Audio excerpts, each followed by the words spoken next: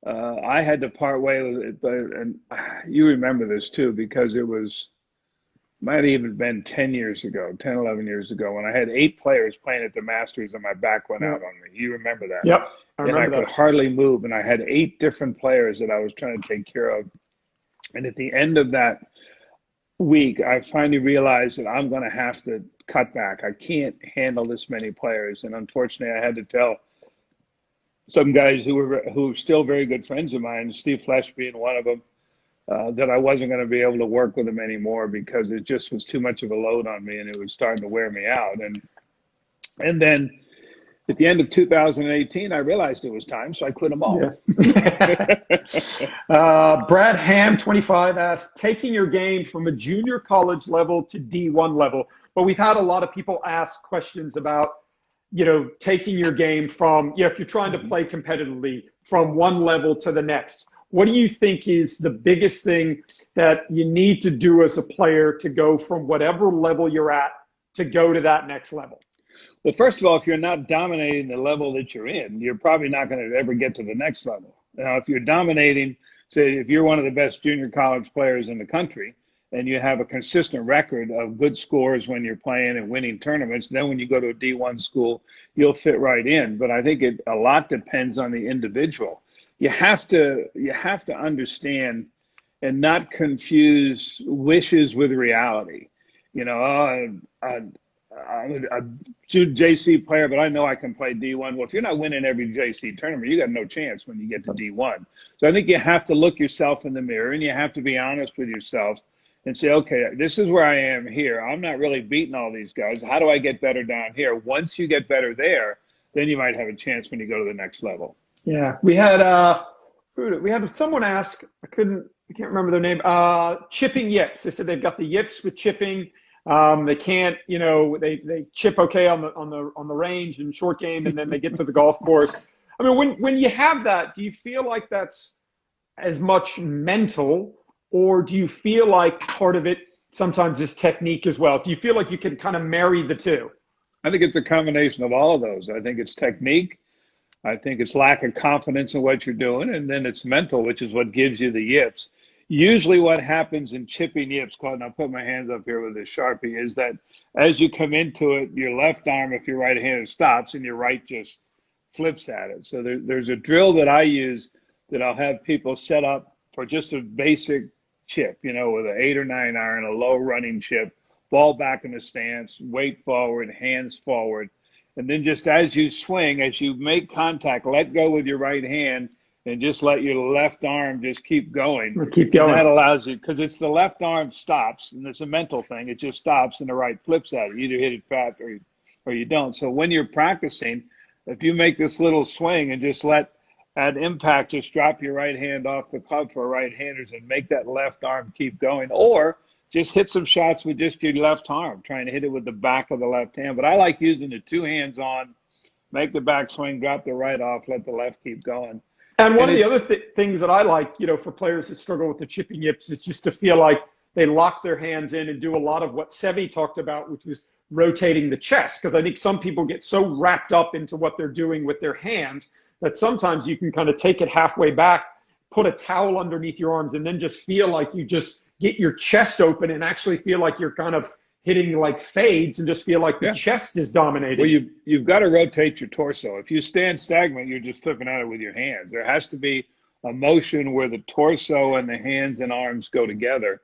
And you just get that from practice. And it's confidence. If you hit a few good chip shots, so you're going to be okay. If you're one that suffers, if you stub the one on the first green, it's going to be pretty much a long day because you're going to be thinking about it all day. 5 to Scratch asked, what's the most important thing to focus on in scoring when you're on the golf course? Because I think there's 2 different things that I see players.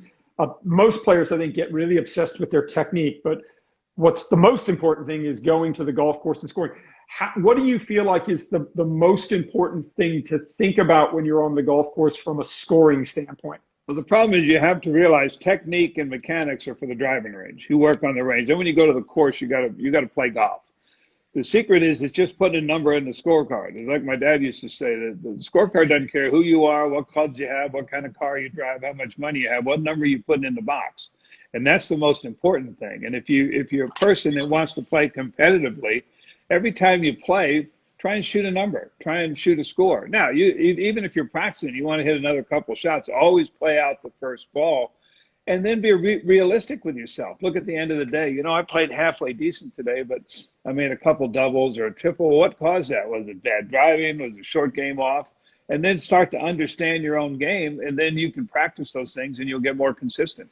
Well, one of the things that I really hate when you talk to junior golfers, Dad, is they go out and say, "Did you play over the week?" And they said, "Yeah." I said, "What'd you shoot?" You know, I went out and, you know, I bogeyed the first couple holes, and then I just hit a couple of balls, and they're not actually going out and shooting a score. So when they get to tournaments, it's they don't put a score on a card enough, and they don't know that feeling.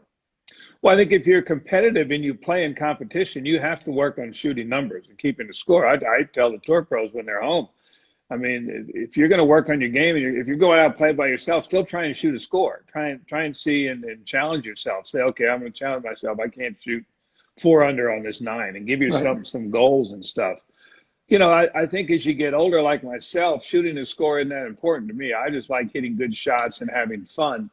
But if you're going to try and play competitively, you better get in the habit of shooting a score. I mean, you and I have a great friend that lives here in Vegas, Todd Roberts.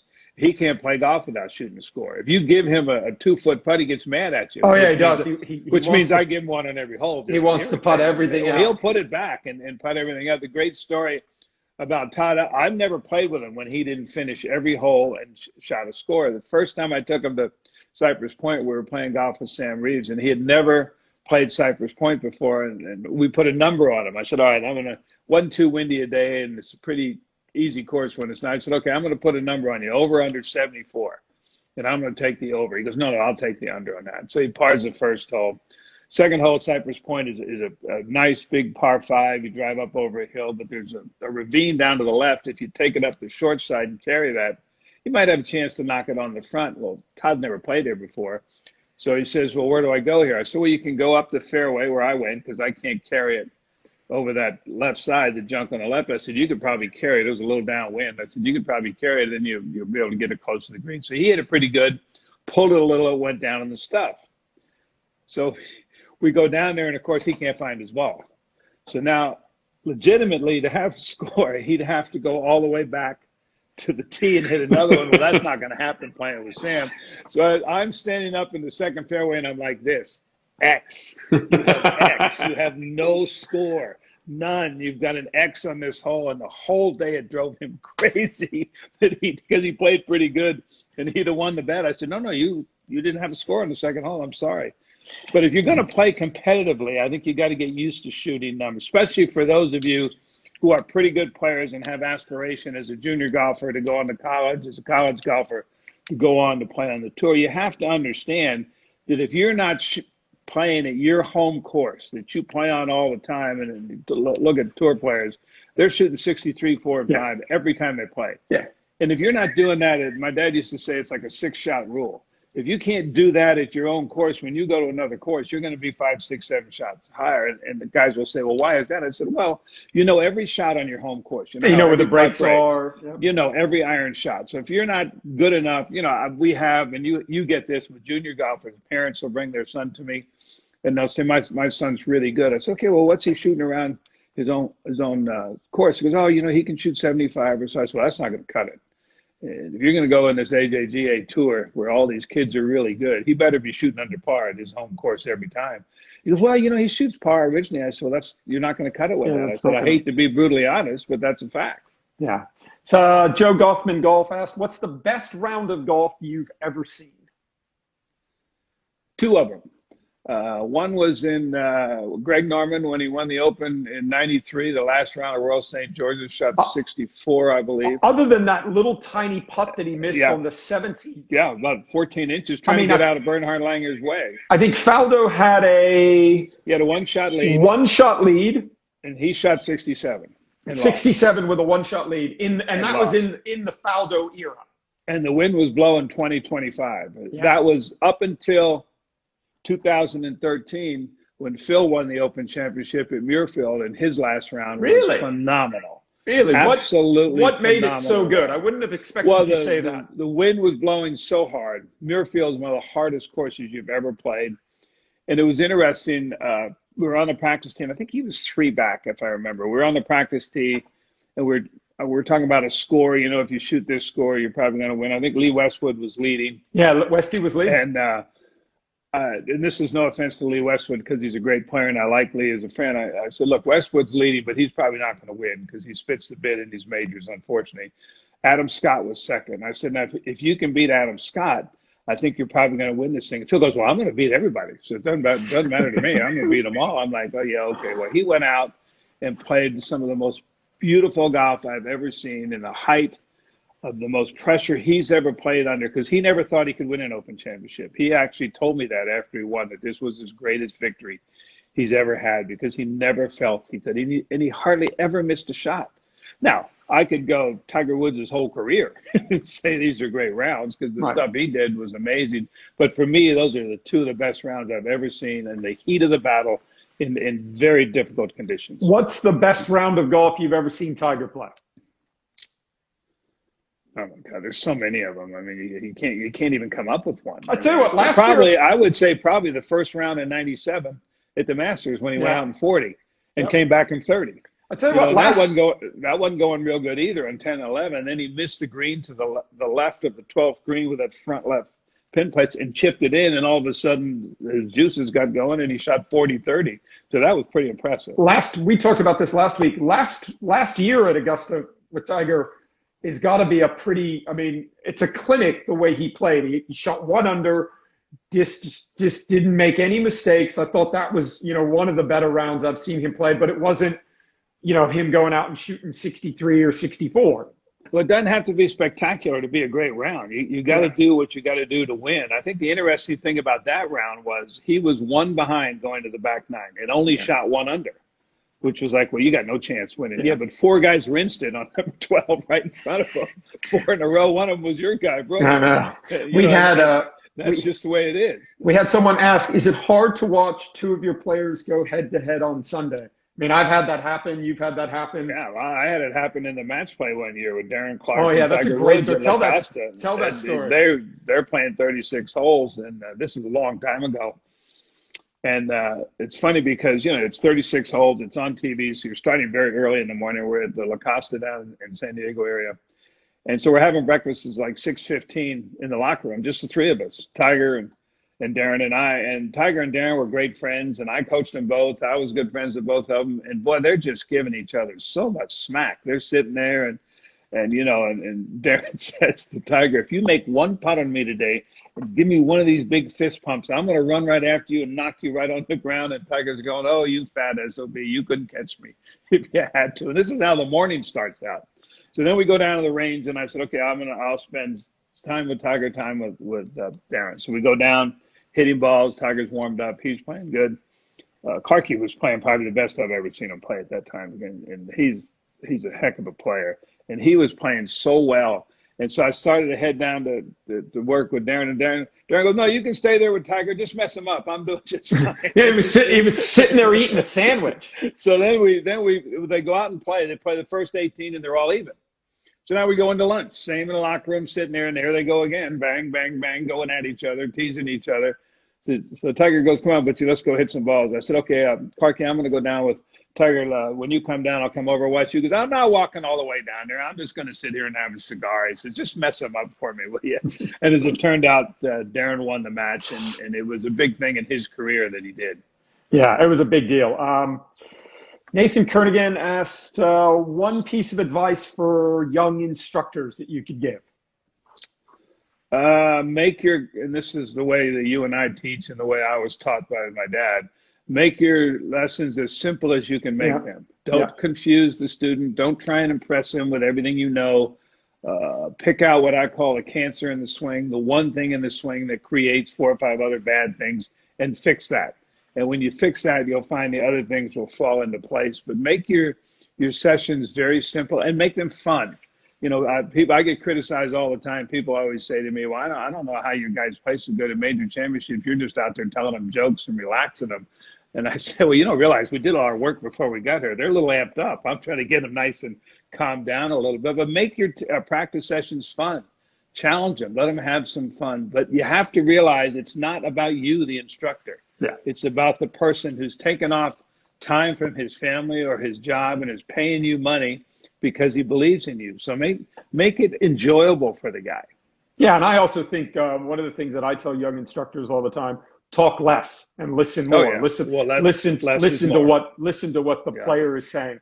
Marty sent a message or sent a question in. What was the secret to your dad's bunker game? Your dad was an amazing bunker player. Well, interesting, and it was fun watching the Seve movie the other day because he learned to play golf on the beach. Yeah. You know, Seve just had one club. Well, my dad, when he was a kid, grew up in the Orlando area, and they born in Savannah, Georgia, but grew up in Orlando. He said they'd go to the beach in the summer, and he would just bring a wedge and a ball, and he just hit shots off the sand, off the sand, off the sand. And then as he got older, and you look at the two clubs where he was the pro at, Winged Foot and Seminole, two of the best bunker golf courses in the world. Sure. And he played golf every day there, and he just worked on it. I mean, his dad's technique is a lot different, as you know, than most of them. He doesn't believe in cutting across the ball. He believes in the club coming from the inside and letting the club go out towards the target so the ball comes out right on line every time. He was just so good. Claude, I can't tell you how good he was. He was famous for getting out of bunkers with one hand. And the bunkers, because at Winged Foot, the bunker shot for a right-handed player is all right-handed. You just slap the sand with the right hand and follow through, and he could sit there all day and hit bunker shots. I'll tell you a funny story. When I was an assistant at Winged Foot in 67 and 68, they used to have, the stock exchange would have a big corporate day, and they'd use all 36 holes, and you know, they'd have, I don't know, a couple hundred players and stuff, and Dad would always do a clinic on the 18th East green, which is right in front of the clubhouse at Winged Foot. You've got the 10th East tee, you got the 18th green from the East course, and then about 60, 70 yards away to the right, you have the 9th green on the West course. Well, he'd go in the bunker, and he was doing these clinics, and when he wanted to end the clinic, he just hold one.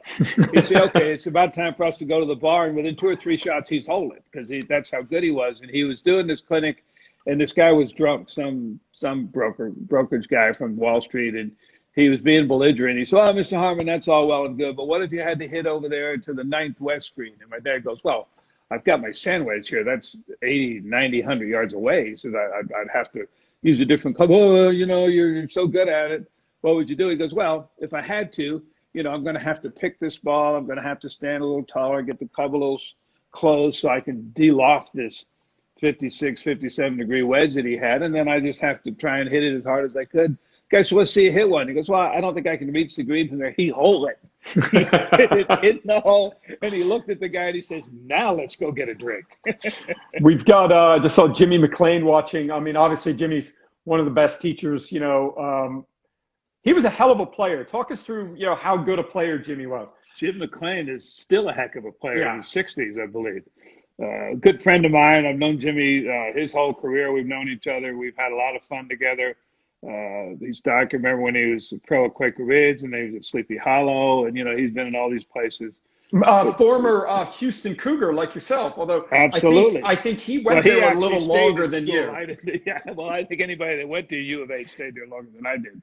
I made it about 4 weeks, maybe. But Jimmy's always been a good player, and he's a very good teacher. He's had great success with guys. You know, he's had a few health issues, poor guy. But I like Jimmy. He's a wonderful teacher. He's written a lot of nice articles, a lot of good books. And he worked for your dad as well, right? He learned a lot from my dad, yeah. He learned a lot from my dad, and he gives Dad a lot of credit on stuff that he's learned. Jimmy was a big Claude Harmon and Jackie Burke fan. He loved Jackie Burke. The old Jackie Burke. Jeff Holm asked, is the speed in the golf swing primarily is it in the hands, or is it in more of the legs and the torso and the bigger muscles? It's a combination of everything. It's a combination of sequencing into impact. It's a combination of the weight transfer from the back to the front foot, the hands and arms dropping into a position, the rotation of the hips, and then the speed and hands of the arms, not just the speed of the hands, but the arm speed all the way to the finish. Years ago, there was a guy that came to my dad and he said, I need to learn how to hit the ball further, and I know everything is in the hands. Speed's all in the hands. It has nothing to do with the body. You got to help me out. Everything's in the hands. I got to swing my hands farther. That's going, no, you got to match up your towards. No, it's all in the hands. But Dad says, all right, why don't you stick this club up your rear end and see how far you can hit it. If you make it. You got to use everything. You got to use the body. You got to use the hands. You got to use it all together. It's sequencing more than anything, Claude. I think one position gets out of sequencing, like you back up and the weight goes backwards, you're going to throw the club. If you don't rotate and you slide, the club's going to get behind you and you're going to hit blocks. So it's a sequencing of the releasing of the body, the arms, and the club head all together. I mean, I certainly think in all the lessons that I give for the average golfer tends to overuse their hands and arms. Absolutely. And don't use their body. And obviously good players, guys that play, girls that play on tour, they work a lot more with the bigger muscles. Someone just asked, it was something that Nick Faldo just came out with. What's your opinion on reducing the size of the driver head? Keeping the technology in the head of the driver, keeping the same metals and all that, but just make the driver smaller. Because Nick Faldo was saying, listen, the old drivers were much smaller. You had the quality of the strike had to be better. Any thoughts on that? Well, I think with the technology, even if they made the head smaller, you could still hit it all over the face and get a good shot out of it. The one thing about playing with persimmon, if you hit the ball in the neck, for example, it wasn't going anywhere. If you hit it in the toe, it's just going to flip over. But so you had to hit the ball more out of the middle of the club is what he's talking about. Remember a couple of years ago, somebody designed an iron head club that was about that big. Mm-hmm. This little small iron head. Yeah. It was geared to show you that if you hit the ball in the middle every time, you can hit it. So I think with the technology of the metals that's used and the research development and everything, you can make the club head smaller and still these guys would still hit it a mile. Do you think people have asked, I had a couple of questions asked, do you think the players are better today or better back? I mean, which era would you say had the best players? So there's, the pre kind of, the Sams, the Bobby Jones, the Gene Sarazen era, and then you had the kind of Hogan, Sam Snead, Arnold Palmer, and then the Jack era with, the kind of the Gary Player, the Trevino. Then you kind of had, that kind of post-Jack era with Greg and Nick Faldo and Nicky Price, and then then you had Watson and Curtis and Lanny, and then you've got now. When you're looking at it, I mean, I know it's impossible to compare it because everything's different and the technology and everything. But when you look at it, what era do you think were the great players? Well, there's more good players now than there's ever been. More of them. That's why one guy can't dominate anymore like Tiger did or like Greg did or Jack did as number one in the world. But here's something I want you to think about. I think we are the only sport in the world, if we brought the old timers forward and gave them new equipment, they would actually be better. If you look at football, for example, in the NFL, if you look at the greatest middle linebackers of all time, the Sam Huffs, the Ray Nitschkes, the Dick Butkus, Ben Erickson, these guys, they couldn't even play today because they couldn't pass cover. Well, if you gave Ben Hogan, Sam Snead, Byron Nelson, all these great players come into the, with Hogan and everybody come forward into the Palmer and Nichols, Trevino, if you gave them modern equipment, they would be better than they were when they played back then because the game has gotten easier for the good players because of equipment. People say, well, how can you say golf's gotten easier? Well, it hadn't gotten easier for us because we're not that talented. But because of the club heads, because of the balls don't curve as much. The reason that these young players, Claude, can hit the ball so far is they can swing that hard at it because it doesn't spin. If you swung that hard at a wooden driver and a soft ball, the things are going to go right off the planet. But I will say today, I think golf is in the best place it's ever been talent-wise. There are so many good young players, and so many. So you can't say one era is better than the other. I go back to the Hogan Nelson in that era and stuff. I mean, those guys were phenomenal with the equipment they used. Phenomenal. Yeah. I mean, do you have a problem with where the game is today? Because a lot of people think, they've got to make courses too long now. The ball goes too far now. I mean, what are your thoughts on that? Well, I think technology should be for the average player, not for the tour player. I think the tour should have its own rules. Professional golf's the only sport in the world governed by amateur rules. No other sport is like that. And it's the only sport in the world other than bowling, which I don't count as sport. That's just an excuse to drink beer, that you bring your own ball to the competition. Yeah. Every other sport, the ball's provided for you. So that's the first thing. Second of all, to me, technology should be for the guys at the country clubs. They're the one that needs the help. Unfortunately, they don't have the club head speed to take advantage of the clubs and the balls that the tour players do. I would love to see the PGA Tour, European Tour come up with their own set of rules. They could change the length of a club. They could change the velocity a ball comes off. If you went to the one ball rule, the longest hitters are still going to be the longest hitters. Yeah. They're still going to be the best players. Golf courses, because of equipment, some great courses have become a little obsolete. Now, you can bring those back for big championships. If you narrow the fairways to 25, 30 yards, grow 4-inch rough, and make the fairways fast and hard and the greens hard, we're going to find out who can play golf. Yeah. The argument against that is, well, no one would ever hit a driver. They'd hit a 2-iron off the tee or something. So, well, there's no place in the rule book says you got to hit a driver everywhere. No, that's true. But you look at golf courses that are tough, where they don't shoot that low, it's usually because they're narrow and tight and they just can't freewheel. Harbor Town like that every year. Harbor Town is I think the best example of that. But I really think technology should be for the average player. Let the tour make their own rules. You know, we go to all the sports. The NCAA football is a different size than the NFL football. Yeah. It's longer and skinnier than NFL. Three-point line. Yeah. Different point lines, aluminum bats in baseball. We're the only major sport in the world that's being governed by amateurs. Our man Bob Menery's watching. How bad is Bob Menery's golf swing? Bobby Menery, my man. Well, it depends on how he was the night before. If he was smoking his divots or if he was drinking too much, he's not going to be very good. But I've actually given Bob a lesson. I've got the film as a swing, and it's not bad. Really? It's really not that bad for a crazy SOB like he is. I'll tell you what, he put Instagram on the planet with his stuff. I love Bobby. How are you, pal? You know this lockdown is you don't even want to know what's going on in his house with the lockdown.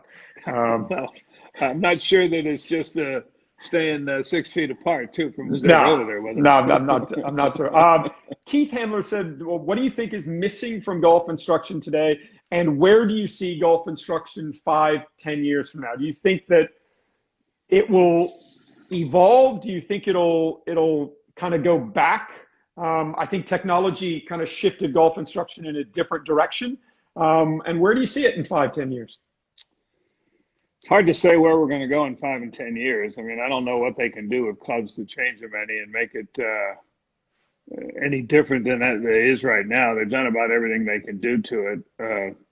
I think instruction-wise, there's a lot of guys that are teaching. Now, the internet has created that. A lot of guys that have never really paid their dues and stuff have been around, and they just decided they wanted to be a golf pro, and they go out and they go on the internet and get a site, and they start giving lessons and stuff. So I'm not sure that's worked out good for them. And I'm talking about guys you've never heard of, not guys that have great success. I think that the average young guy, because he's only grown up with technology, he's never had to use these, the real TrackMan, the 2 eyes you have. The real TrackMan. That's what I tell people. I use 2 TrackMan when I teach. They go, really, where do you put them? I say, oh, they're right here. They're my eyes right here. I don't think they've ever used their eyes because they haven't had to, because they've used cameras. Cameras is everything. They can look at it. And you still have to look at the swing. You have to look at the ball. Really, we were taught growing up that because there wasn't all this technology, that the ball told you what you wanted to know. What I mean by that is where the ball starts, the shape of the ball, trajectory of the ball, the curvature on the ball tells you the path of the club path coming into the ball, and it tells you the club face angle at impact. And you can learn all that from the ball. If you yourself know with the players that we've spent a lot of time with, I could turn my back on them. And just watch the ball, and they hit a bad shot. I could pretty much turn and tell them what they did because I know their swing so well as you do. Right. And I think the younger pros, because they haven't grown up having to do that, they haven't had to use their eye, they don't really see the swing like I would say that I do or the older guys do, because they're not looking at it. Right. They're just going and looking at the film and looking at the numbers. And so that technology is great. Information is great, but you can also get too much information. The bottom line is the ball's the barometer. It tells you whether you're doing it good or bad. If you could grow up in this era and start your teaching career, or stay in the era that you grew up in the way that you did without technology, which one would you choose? Oh, definitely the one I grew up in, because Yeah. I had to learn. I had to make the decisions. There wasn't any help. I had to learn what the mechanics of a golf swing created. What it's just as important to know why a guy hits a good shot as it is why he hits a bad shot. Yeah, for sure. And I think the way I grew up, having to be around great players, and my father was the greatest instructor of all time, and listening to him and watching him the way he did stuff, that's an education that no one can get like we had, my brothers and I. And so I would love to just stay in the era when I learned versus now. We had a guy ask, has there been a time that you failed as a teacher or an instructor or coach, and what did that failure help you do? So we talk all the time, tour players always talk they learn more from the not winning tournaments than they learned from winning tournaments. Is there been anything in your career that you look back and you say, I made a mistake and it helped me get better? Oh, sure. I mean, we always have to try and get better. You can never quit learning. It's you've heard me say this a million times. It's what you learn after you think you know it all is probably the most important stuff. But yeah, I've made mistakes. I say this all the time. Look, what I teach today isn't what I taught 10 years ago. Equipment has changed, bodies have changed, information's changed. And what I taught 10 years ago is the same that I taught 20 years ago. Now, I'm not giving any of the money back. Right. I'm keeping the cash. But, okay, so fleshing that out, think about the work that you did for Greg. You worked with Greg Norman for how many years? 7 or 8. 7 or 8. Is there anything that you do different when you look back? Not knowing, saying, okay, I know what I know more today. If you look back at where you were in that, situation with him in that relationship, is there anything that you would have tried to get him to do or tried to not get him to do that's different? I don't think so. I think because we made a pretty big change in his swing, and I think that his results speak for themselves, Claude. That's the thing, and his results were good. You're gonna have to give me a minute. I got to take a little break here. Okay. When you're old, you got to make a potty call. Yeah. So, we've had some questions. Let's see. It always takes 3 or 4 holes to get comfortable on the golf course. And why is that? I mean, I think a lot of players, start off and, they don't really have that mindset of saying, hey, I'm just going to try and get the golf ball in play off the tee. I think, Brooks talks a lot about having, he and Ricky Elliott having a 4-hole rule. And they say normally through 4 holes, it's going to give them a pretty good idea of how they're playing. And based off of that, it's going to kind of give them an idea of whether they can be more aggressive off the tee, if they need to start taking some irons or 3-woods or things like that. So I think that that's really, really important to think about the first couple of holes. You want to try and make sure that you're trying to hit a lot of fairways, hit a lot of greens, not really going for a lot of flags. Because if you're making double and triple bogeys early, it's going to be very difficult for you to try and get those back. And that's what I think is important. I think it's interesting what you said, the 4-hole rule. That's pretty cool. I've never really heard that before. I like that. Yeah, they talk about that a lot. Where Brooks says, listen, if I'm not hitting it good through 4 holes, Ricky's going to kind of give me some different, targets. I'm maybe going to start going with 3 irons or, and play a little bit more conservative off the tee. Someone asked, how would you say your teaching philosophy and my teaching philosophy is different? I think we both believe in the basic fundamentals are important. Grip, stance, posture, ball position, alignment. Without good fundamentals, you're probably not going to be a pretty good golfer. I think you've grown up listening to me teach your whole life, and you've also had the opportunity to listen to a lot of great teachers. But I'd say the biggest difference is you're much more a techie than I am. You're much more and you stay on top of it. I mean, I know every time I come. Lost him there for a bit, but I think he'll come back. How does that work? Why are you using that? And so I like that because I don't really pay much attention to any of that stuff like you do. So I would say that's probably the biggest difference in the both of us. Yeah, and I think the other big difference is you played the tour, You played in major championships, you won tour events, and you won tournaments, and that was something that I never really did. Well, I think, I can remember years ago, somebody asked my dad, they said, Claude, do you have to be a good player to be a good teacher? And that says, no, not really, but it really helps if you were a good player. And a lot of times it helps in your demonstration. If you're trying to get a guy to do something and you can't demonstrate it yourself and do it, the guy goes, well, if you can't do it, how the heck can I do it? So, but it doesn't mean you have to have been a good player to be able to teach. In this day and age, with all the information that's out there, you can learn from a lot of good instructors. Yeah, Jay Broadkin asked, what do you think about Matt Wolf's golf swing? And obviously, a lot of people asking, what do you think about George Gankis? First of all, I like any golf swing that works, and Matt works. This guy's a hell of a player. I love watching him swing. George Gigi is. I love this guy. He's become such a good friend of mine. And see, one of the things I admire about him, and one of the reasons I wanted to go see him for that Golf Digest article, was the Matt Wolf thing. This guy had so much success with Matt Wolf, and I'm like, wow, this guy, the thing amazed me about him is this obviously is the way Wolf swings, and it works, so we're not going to change it. My philosophy is never to take away what somebody does naturally, just make it better.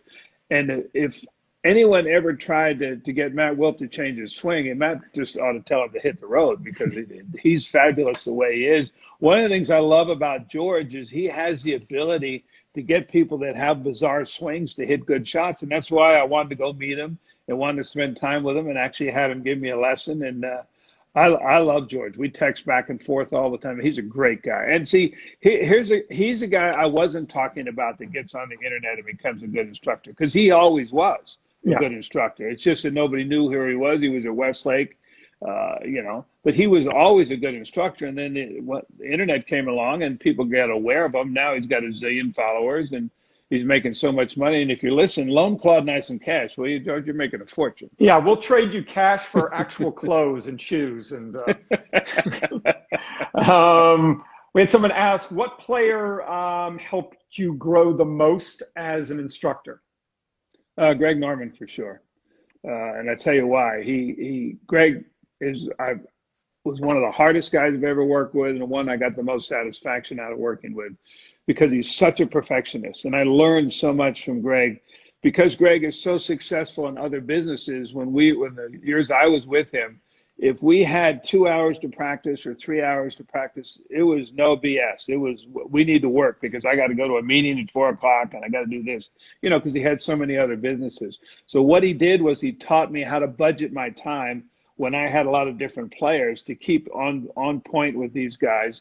And on top of that, he had so much natural talent. I mean, I think Greg Norman's one of the top 5 or 6 greatest players that's ever played golf. He won't get the credit for it because he's only won 2 majors and the things that have happened to him. But he's won like 80 tournaments around the world, and he was phenomenal. Best driver I've ever seen with a wooden driver. But I learned so much. I learned as much from Greg as he learned from me, and that's kind of true with all of them. But I really, really learned a lot from Greg Norman. I love it when we get questions like this. Somebody just asked, what would you focus on to help Rory McIlroy become a better player?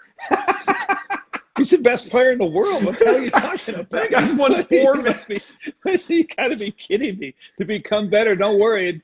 Now, I will say this about Rory, and he is the best player in the world at the moment, and that doesn't mean I'm putting down Brooks or DJ or any of these other guys. At the moment, Rory he happens to be number 1. I think Rory, because he hits the ball so beautifully and he's such a great driver, that it kind of comes and goes with his putter. When his putter's on, if and I know he works on this, and he has putted a lot more consistently in the last 3 or 4 years than he did before. Yeah. But how can you even ask that? The guy's the best player in the world. Come on. I mean, it's crazy. It's some people, they have some interesting takes. Let's see if we've got a couple more before we let you go. If you could pick one of the top young players to work with, who would it be? To work with, wow. Well, the young ones that are so good, they don't need any help. They're doing a great job. I'm a great I think Matt Wolff, I would leave Matt Wolff alone. I wouldn't change Yeah. anything he does. I love Mark Hyatt's swing. I think he's got one of the best swings in the game. Shoffley, I think, has one of the best swings in the game. Xander's a flusher. It's not that I would tell him anything different if I had the chance. I'd probably tell him just keep doing the same thing you're doing because it works. Victor Hovland, I love the way this kid plays. These guys are great. The game's in a great place. Somebody asked, probably the last question, somebody asked, who's got a better short game, Seve or Phil? Phil has more shots than anyone I've ever seen around the greens, maybe too many. Seve didn't do it with equipment. Phil's done it with 64-degree wedges because he's experimented and learned how to do it. There's only one Seve, man. Come on. Seve's the man. The only one close to Seve would be Jose Maria. But really? Seve was the short game guy. See, I think because Seve got so much credit, I mean, obviously people know that Jose was a great short game player, but I don't think Jose gets nearly the credit that he should get for his short game because his short game was unbelievable. I mean, him getting out of the bunker, I remember he showed us getting out of the bunker with the 1-iron. Yeah. He's every bit as good as Seve was. Seve just hit the ball all over the place, and he relied on his short game so much. But he was phenomenal if you watch him. The hands, the both of them. Now, here's the interesting thing. Phil and Seve and Greg's short game was great. They did everything with an earlier wrist set. They would early wrist set, hold it off coming through. Jose Maria is kind of straight back, a little bit of a down cock, and he can zip it. And that's why Jose can spin the ball more than anybody I've ever seen in my life. My gosh, he can make a ball spin. I'll tell you how good Olazabal is. Every time he comes here to Vegas to see me, I have him give a little clinic for my staff, and we've got it on film. And Ollie loves doing it because he's so good at it. And he gets a little cocky, and he'll say, well, how many bounces do you want? This ball to bounce once and stop, twice and release, 3 and stop. And, the guy says, well, I'll make it go 2 bounces and stop. Boom, boom, boom, stop. You want a 3 release, goes boom, boom, boom, roll out. And the guys would say, well, Jose, how do you do that? Oh, you do it all with your hands, okay? You do it right here with the hands. He got tuck. I just do it like that. And then he'd take a 3-iron and hit the same doggone shot. So, I mean, Ballesteros was, to me, the god of the short game. Right. Well, you want to keep going? We've had some people keep asking questions. You want to keep going? Yeah, we can go for another 10, 15 minutes. I think I'm running a little low on battery, but that's okay. All right, we'll end this and then we'll come back. Okay, perfect. Okay, so we're back. We're back. Hopefully, can everybody hear us? I hear you. All right, so people are saying there's no sound. Hopefully, the sound is back. All right. So for some reason, it's saying that.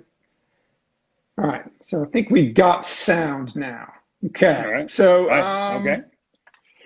What other questions did we have? Somebody asked, what's a good drill for tempo? Tempo, that's a good one. I think if you can tee up like 4 or 5 balls in a row with a driver, just tee them up, say 5 balls in a row, and just take your stance and make a nice smooth swing and hit it. Go up to the next one, make a nice smooth swing and hit it. And then on the last one, just go ahead and let it rip. But I think if you can just get the feeling of making the same swing every time. The other thing I would say, if you feel like back and through is the same pace, obviously it's not because the downswing with weight transfer, unwind of the body is faster. You marvel at a Fred Couples and an Ernie Els, how smooth they look like they're swinging, but they're really not swinging that smooth. That club head is really moving through there. It's just the rhythm in the swing. Everybody has their own tempo within their swing. There's fast swingers. There's Lanny Watkins, Nick Price. Great players have fast swings. You have the slower tempos like the Ernies and the Freddies. So everybody's a little different. I think you just have to find a rhythm within your tempo. I like that teeing up 5 in a row and just smoothly walking by, hitting them. If you think about the best players in the world, Claude, they're only swinging at about 80%. Yeah, for sure. They're very seldom ever going at 100%. The average golfer is swinging as hard as he can in case he hits it. The best players in the world never really go at it that hard. Very seldom do you see. Every now and then you'll see them trying to rip one, but not that often. We just had a good question. William Andrews wanted to know how much different if they play at Winged Foot in September. Will the golf course play in September versus the way it would have played kind of in the middle of the summer? I would say in the fall it might be a little softer. Of course, might play a little longer. Uh, Grasses are going to be okay that wise. I think you get a little more rain in the fall and cooler weather in the fall, which makes the ball not go as far. So I think the course will play a little longer, which is not going to be much fun for the players because it's already the hardest golf course the USGA plays on. Yeah. What do you think makes it so hard? I think the beauty of the West Course at Winged Foot is there's hardly any boundaries. The fourth hole has an out of bounds to the right, but you have to hit it so far offline to get there. There's no lakes. There's no lakes on it. There's no water on the golf course? There's no water on the West Course. No, I mean it's just good hard golf holes. Tillinghast was a genius in the way he designed greens and the bunkering and stuff. Our greens at Winged Foot are narrow in the front and they open up in the back and they're all tilted back to front, old school. I know that they've gone in and changed and put a lot of false fronts on the fronts of them, which I'm not a big fan of because I didn't think you needed to do that, but that's neither here nor there. Yeah. And I think it's just hard. It just, it's a par 70. It just requires a lot of good quality golf shots. I mean, they've taken the fifth hole, which was a par 5, which was the easiest hole in the course, and they've converted that into a par 4. And they've taken the ninth hole, which they played as a long par 4, and moved the tee way back to almost 600 yards and play that as a par 5 now. So they've made a few changes like that, but it's just a hard golf course. It's a second shot golf course, Claude. Everything is where you hit your ball. You short side yourself in some of those bunkers. They're so deep, it's hard to get up and down. You have to think your way around Winged Foot because you're only going to have 2 par 5s, the ninth and the 12th hole. And a lot of 460, 70-yard par 4s, one right after another, that beat the heck out of you. I'm going to go out on a limb right now and say that Tommy Fleetwood will have a chance to win with as good as he hits his irons and as solid an iron player as he is. I think you get asked all the time who's the best player to never win a major. You might be able to say Tommy Fleetwood because this guy's golf game is really good. He on top of how good he is, he's really a nice guy too. He couldn't be nicer, but he is so consistent in the way he plays. I think any major, especially a U.S. Open layout, is good for Tommy Fleetwood. So some of the PRS boys, the polo guys, have been down here. They're watching. I got a chance to go out and play some golf with those guys. I mean, you can't believe how good their golf swings are, and how much hand action they are. I mean, we get lucky that we get to spend a lot of time with athletes, but to get a chance to watch those guys play golf, and then I got to watch them play polo. Gonzalo, the father was there. He was asking for you, so you spent some time down. He was one of the greatest polo players of all time. Man, I tell their you, hand-eye coordination is beyond belief. What they can do with a horse going 20 miles an hour in a stick and bouncing the ball on it and swinging his thing, as you know. I got to know all those guys because I used to travel with Kerry Packer a lot. I've actually been to Buenos Aires to see the World Championship of Polo, which is 40 gold polo. It's the most amazing sport in the world. The horses are phenomenal. And these guys, these polo players, they've got some hand action, man. They can hit it a mile, and they love it too. They love golf. Let me tell you, there's no slices. It's all snap hooks. They're like the hockey players where everything is No, the difference between the polo players and the hockey players, if you're beating the hockey players, he just wants to beat the crap out of you. So. Somebody asked you, do you prefer different types of shots to practice, or would you kind of groove one kind of thing when you're practicing? I think you got to know your capabilities, know what you can do and what you can't do, and don't try and do something you can't do until you work on it and make it a strength. Be realistic with yourself and look at your weaknesses in your golf game and practice those more than your strengths, and then you'll get more consistent. Right. Somebody said, what's your view on indoor when you're hitting balls into a net? Obviously, a lot of people live in climates to where they can't get out and see what the ball is doing. What do you think the value of indoor practice and taking lessons inside? Because obviously you don't have that interaction with the club and the ground and being able to see what the ball is doing. Well, I'll give you an idea. My wife had a great idea last week. She says, why don't you get a net? So I've ordered a net to hit balls outside of my backyard into because I'm bored. I need to hit some golf balls. I think if you're hitting into a net, it would help to have video there to let you see what the swing's doing, Yeah. because the ball's only going 10 feet. So how are you going to tell? Now, if you're in a simulator, that's a different scenario when you hit it and it shows you the trajectory and shape of the shot. But if you're just an average player and you've got a net in your basement or something like that, it would help if you had a video camera so you could actually see what the club face looks like at impact instead of just hitting the ball 10 feet into a net. In the old days, in the wintertime, probably some of the greatest lessons you could ever give to 36 handicaps, giving it to them indoors in a net, because they hit it and it only goes 10 feet. You see, that was much better there. I said, yeah, you didn't get an airborne. I meant to ask you this week, and we've had a couple people ask about it as well. What were your thoughts on Brandel Chamblee's comments a couple weeks ago on golf instruction and how it would take 2 minutes to fix Jordan Spieth and all that stuff? Well, if it was that simple, Brandel, you should go fix him. I mean, it's pretty easy. If you feel it takes 2 minutes to go fix him, you'd be a fool not to call him up on the phone and say, hey, look, why don't you come by and let me help you? Look, I like Brandel. Brandel and I have been friends forever, and I think does a great job on TV. But the difference is Brandel's not an instructor. Brandel was a tour player. And for a want of a better thing, he wasn't that great a tour player anyway. He was a middle of the pack kind of guy. He's got a beautiful golf swing, but, he wasn't the greatest player of it. But he won tournaments. I mean, that's not easy to do. Yeah, maybe one. Yeah. I don't know how many he won, but But having said that, Claude, to take a shot at a bunch of instructors when you really haven't spent your whole life teaching like most of us have, I took it kind of personally. Now, he's never been talked bad about me and stuff, but I just, for some reason, I just didn't think he had to go there, especially calling out somebody like Jordan Spieth. I mean, well, if you're serious and you really believe that, pick up the phone and call him and just say, hey, look, I'm sorry, I'm not trying to tell you what to do, but I watched you swing, blah, blah, blah. Call Cam up. Call Cameron up and say, hey, look, I'm not going to tell you what to do, but have you ever thought about doing this or doing that? So I don't know. I liked your deal you did with Brooks the other day. I watched it when you asked Brooks the question, if Brandel Chamblee invited you to dinner, would you go? And what was his answer? Hell no. I think the thing that upsets me the most about what Brandel's comments are, it's a little bit, the coaching fraternity that we're all involved in from an instructor standpoint, but then from a tour standpoint is we don't throw people under the bus.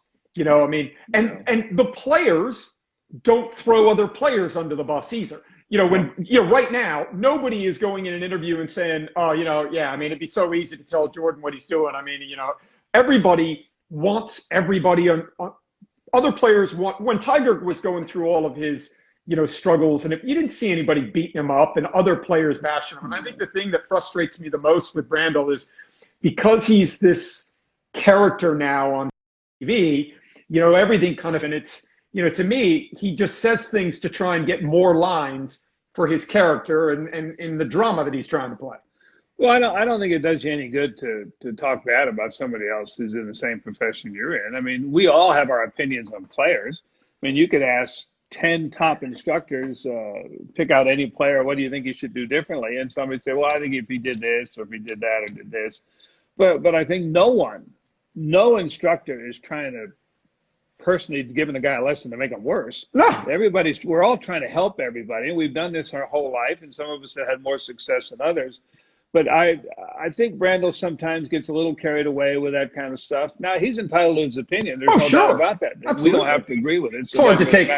I tell you what, it's hard to take Brandel Chamblee seriously, where he says he could fix someone like Jordan Spieth's game. When you look at the role and the job that Cameron McCormick has done, and the amount of tournaments that Cam and Jordan have won together, I think that's pretty sad. I think if he really, in all honesty, Claude, if he really believes that, he ought to pick up the phone and call Cam. That's not going to happen. But yeah, I mean, Brandel Chamblee's got no chance giving golf lessons. I can tell you that. He's got about as much chance at giving golf lessons and helping players get better as I've got at winning a PGA Tour event and winning tournaments. Because I'm not a good golfer, and I guarantee you, he's not a very good instructor. We just had someone ask. I know he just passed away. Doug Sanders. I mean, what a character. I mean, when you go back and watch that putt, I mean, how that putt he had to win the Open Championship was got to be, what, 3 feet? If that. I mean, it's and it never touched the hole. It's one of the saddest things, and that would have changed the trajectory of his life completely. And he was a good player. Oh, he's a great player. He had a very short swing, hit the ball dead straight. One of the few players I've ever seen that was a great player, didn't curve the ball. Every shot Really? was straight. He hit it dead straight like a bullet. Was a great iron player. He was a heck of a player. He was a different kind of guy. I'm not sure he's kind of guy you'd be inviting over for dinner or anything like that. The Or you wouldn't peacock, want the to. peacock of the fairways. You wouldn't want to invest any money with him. I'm not sure he would have been that trustworthy. But golf-wise, he could really play. What did you always say? What was the joke? What does Doug Sanders do with all his old clothes? Yeah, what does Doug Sanders do with all his old clothes? He wears them.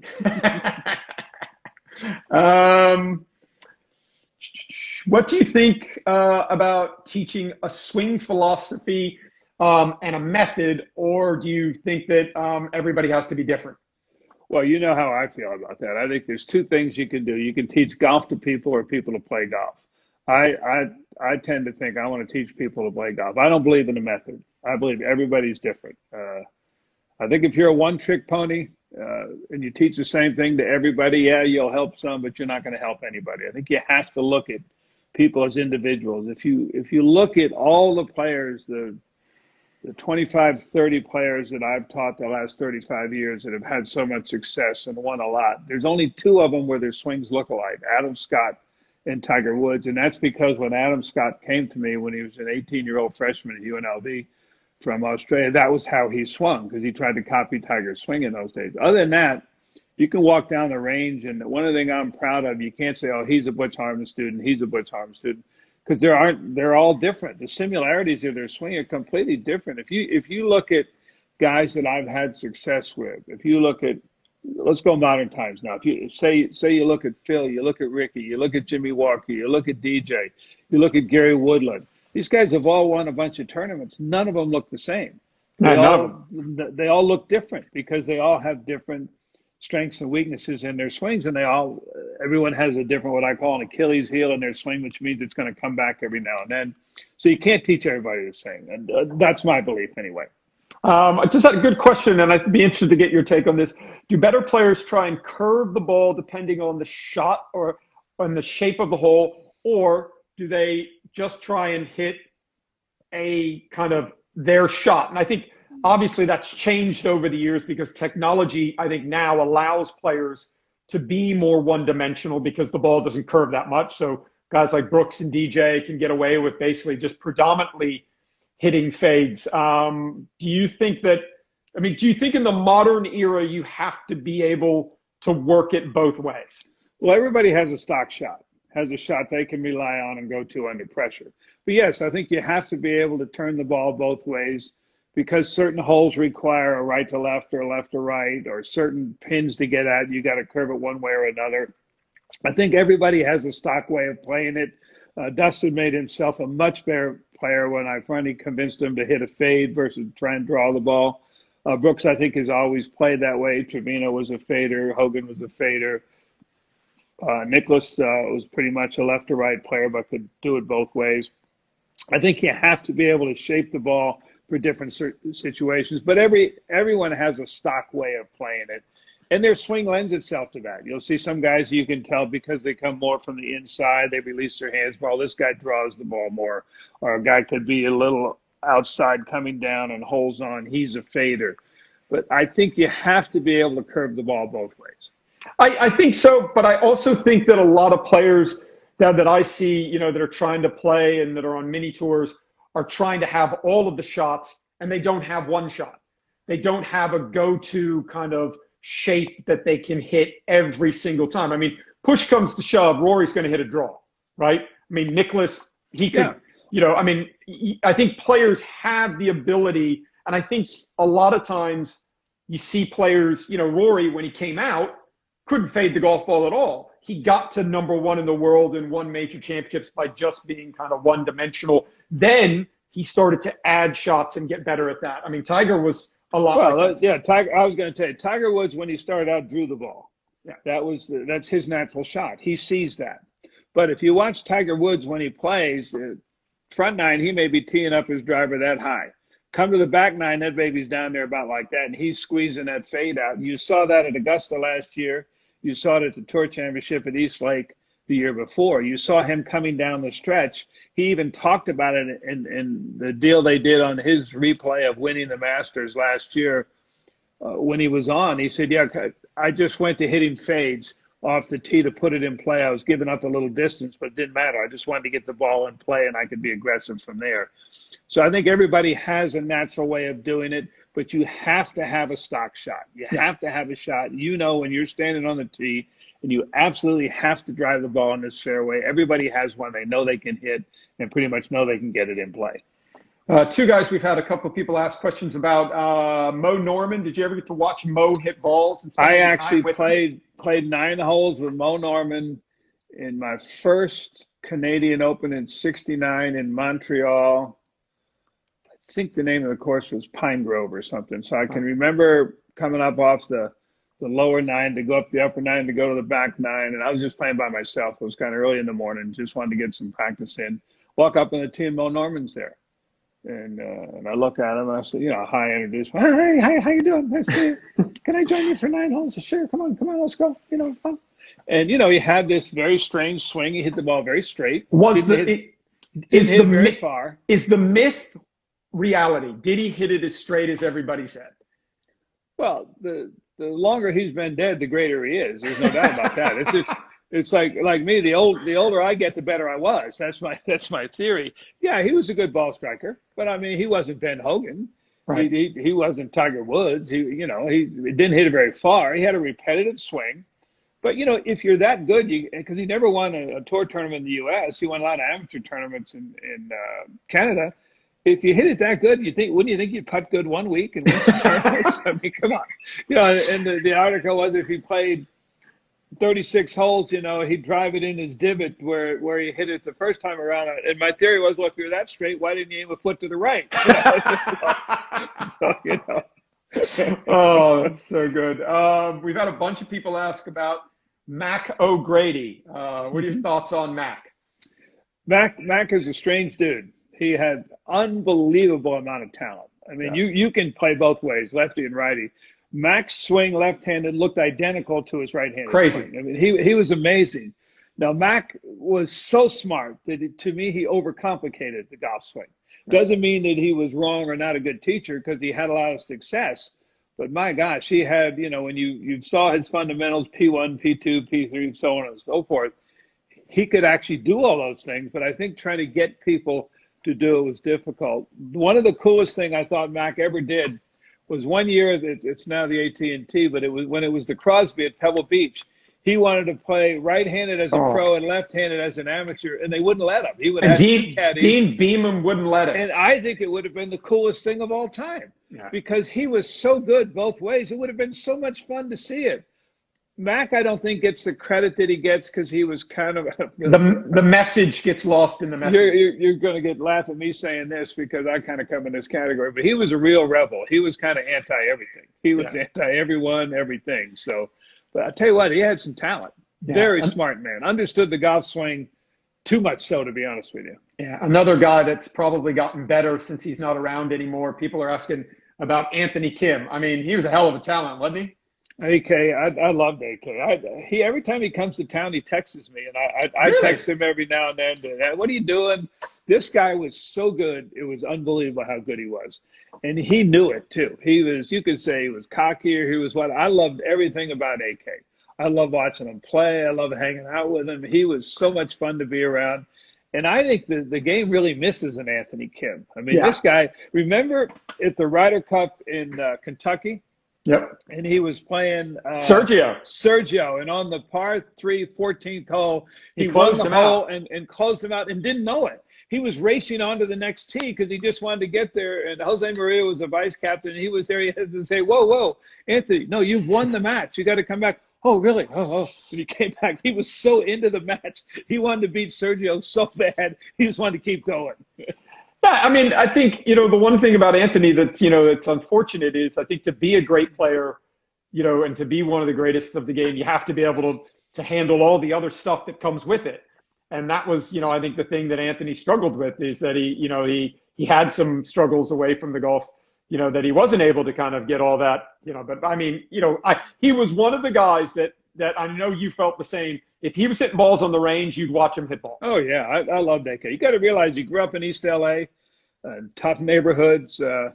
He had a lot of things in his life that weren't geared to golf. And, he's a great player. I think he went to Oklahoma, didn't he? I think he went to he went to Oklahoma. He was a heck of a college player, came right out winning tournaments. I mean, this guy could really play. Wasn't a very big guy, kind of a slightly built guy, could hit the ball far, but had tremendous talent. I think the game misses Anthony Kim. I miss Anthony Kim. I loved hanging out with him. I mean, I loved watching him play, and he was so much fun to be around. Yeah. Somebody asked, what do you think about David Duval? I mean, David Duval is a hell of a player, man. I mean, he was a legit flusher.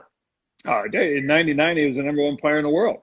He was as good as you could be. And he was a left to right player. Just aimed down the left side and hit a hard slider. He was a great player when he was at Georgia Tech, was great when he came out.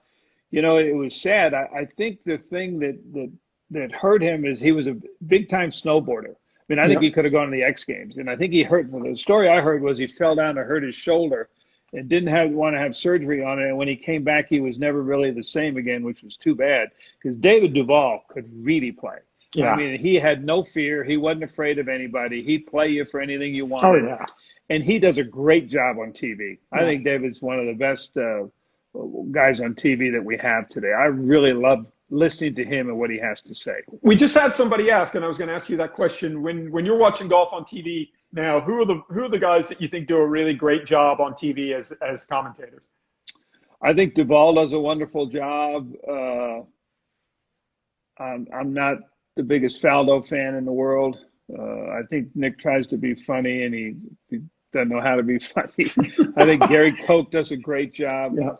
Here's what I like about Gary Koch. He's always down on the range. He's always watching guys practice.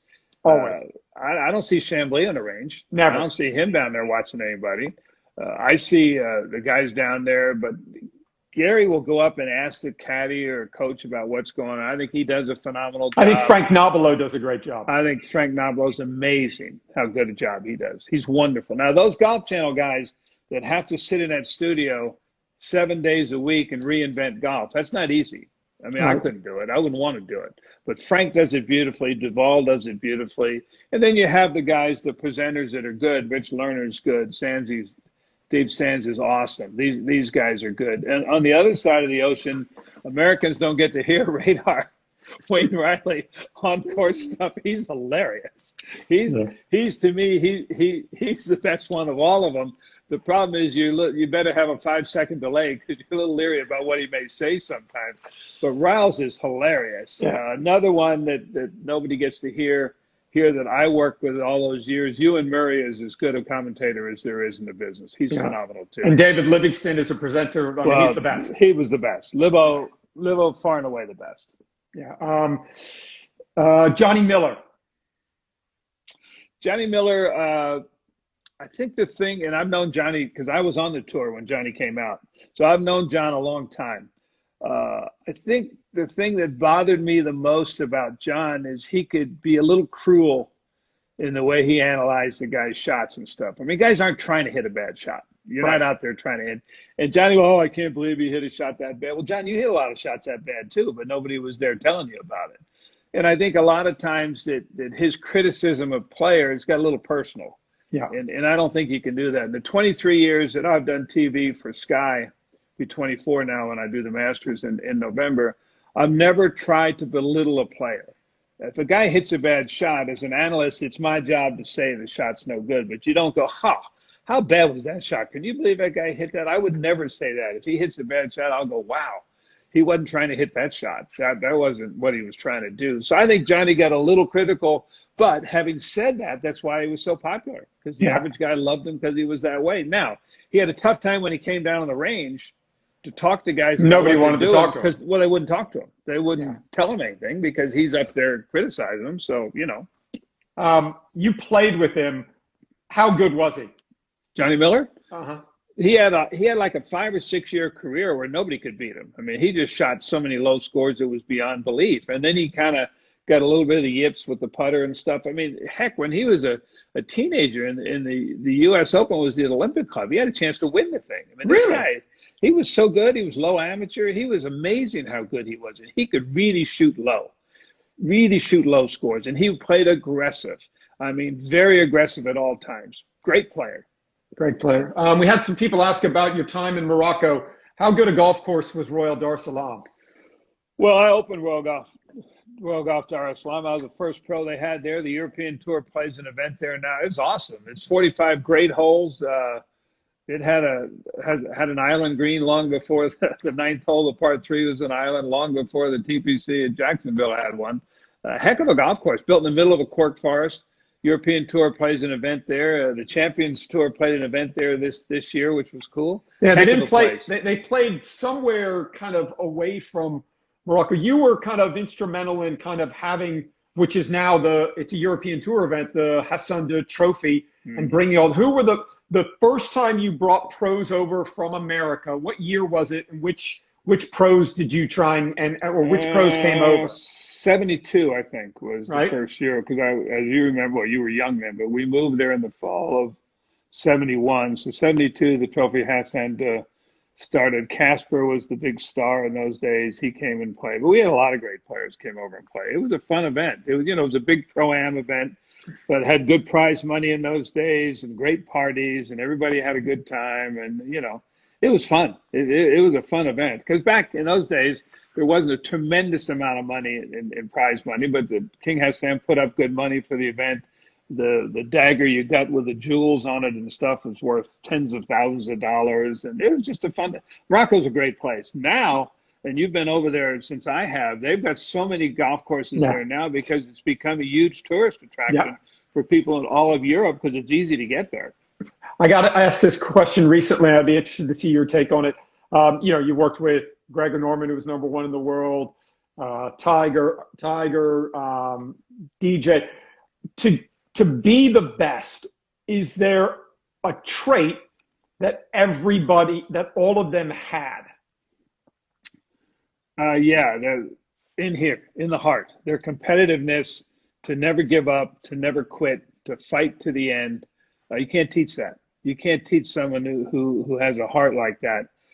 They all had it. The difference between the great ones and the really good ones is more mental than it is physical, because everybody hits the ball pretty good. The great ones have the ability to reach down inside of them when they absolutely have to, under the most extreme pressure, and get the job done. I tell the story about Tiger Woods, and you know this, Claude. Tiger Woods won 6 USGA events in a row. 3 USGA juniors, 3 USGA amateurs. No one's ever done that in the history of our country. Nicklaus never did it. Nobody never did it. What you don't know, and in every one of those final matches, it went to the last hole or beyond, and he won every single one of them. He couldn't tell you how he was going to win it. He just knew he was going to beat you. And you can't teach that. That's that fight. That's what the great quarterbacks have in the NFL when they're coming down the stretch. It's what Brady's always had, and Montana, and all these great players. Well, the great guys, they have that. They have that ability to reach inside, and they love the pressure. They thrive on it. They want it. There's a lot of good players that are considered great players, never won a tournament with a lead. Yeah. They've always come from behind because they could freewheel on Sunday and get it done. And the difference between the greatest ones is they can just go out and take a tournament. Yeah. Do you think that to be the best and to get to #1 in the world, you have to have a really big, healthy dose of arrogance? Oh, absolutely. You got to have a lot of prick in you. You have to be that kind of guy when you walk between those ropes. I mean, you and I know DJ as well as anybody. When he walks between the ropes, and Brooks is the same way, Tiger's the same way, they just want to cut your heart out. They want to beat you. We'll go to dinner later on, or we'll have a beer afterwards, or joke. But when it comes time to play, I'm trying to really get you. And the great players all have that prick in them, that arrogance in them, that I'm better than you are. Well, you have to think that way. Now, Jack Nicklaus thought that way, but you would never know it by his demeanor. Tom Watson was the same way. You'd never know it by their demeanor, but they had it. Yeah. They knew how good they were. We used to say about Tiger was Tiger knew how good he was, and he knew that they knew that he knew how good he was, and that was a huge advantage. Yeah, and I think that's one of the best strengths that Brooks has is absolutely. I mean, he doesn't care. He doesn't care if people like him. He doesn't care. I mean, he kind of says some things, and people go, "I can't believe he said that." And if you win 4 majors, like Lanny Watkins used to say, it's not bragging if you can back it up. Yeah, well, in Brooks's case, I still don't think he gets the credit for being as good as he is. But he uses that to his advantage. That's why he plays that big chip on his shoulder. Yeah. Because, oh, you don't think I'm good? Let me show you how good I am. And then people say, well, how can he play so good in majors and not good in other events? Well, number one, he gets up for the majors. He likes the challenge. Mm-hmm. He likes to be there. He likes being the man. And he's going to win a lot more. He's not done, Claude. Yeah. No, I think that, that is a strength. Hey, I know we've taken up a lot of your time today. I thought we got through a lot of good stuff. So thanks for having me. And I love your idea of doing this because it gives us a chance to help the average player and give them some insight to what we do and how we do it. And everybody out there, please, please stay safe. I know we all want to get out of our houses and get back to a normal life. It's going to be a while for that happen. So let's let the medical people tell us when it's healthy and we can go out. And please take care of yourself. And H, man, I love you. Fun doing